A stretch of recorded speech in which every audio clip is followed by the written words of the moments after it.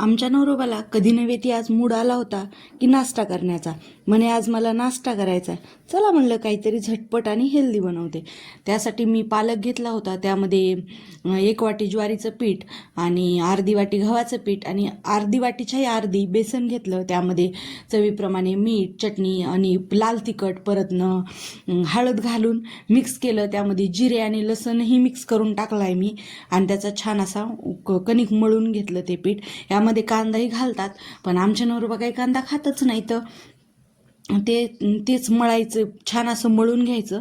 आणि आमच्यात कधीच नाश्ता करत नाहीत, तर आज कधी नव्हे ते उल्हास आला होता की नाश्ता करायचा होता, म्हणून म्हणलं चला तुमच्यासाठी काहीतरी बनवते. म्हणून असं छान असं पीठ मळून घ्यायचं. याला आमच्या इकडे धपाटे बोलतात. तुम्ही कुणी थालीपीठही बोलत असतील, तुमच्या इकडे काय बोलतात हे मला कमेंट सेक्शनमध्ये नक्की सांगा. हे बघा, छान असं हे करायचं ना, असं छान असं मस्त असं थापून घ्यायचं. आणि हे खूप हेल्दी आहे. याच्यामध्ये एकतर पालेभाजी, पालक वगैरे, पुन्हा मिक्स पिठाचं असल्यामुळं छान आहे लहान मुलाला वगैरे नाश्त्यासाठी. लहान मुलांना आपण टिफिनलाही देऊ शकतो, पुन्हा परत घरच्यासाठी नाश्त्यालाही करू शकतो. तुम्हीही अशा रेसिपी नक्की ट्राय करत जा आणि घरच्यांना हेल्दी असं खाऊ घालत जा.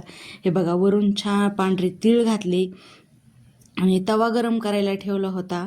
त्या तव्यावर तेल घालून ते बघा असे भाजायला ठेवले.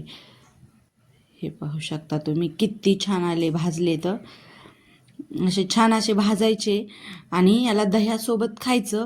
कोणी याला सपक वरण असतं त्यासोबतही खातात, पण आमच्या इथे हे दह्यासोबत खूप आवडतात, तर मग मी त्यांना दह्यासोबतच दिले होते आणि हे सर्व केलं आणि यांनी आवडीने नाश्ता केला. चला तर मग बाय बाय.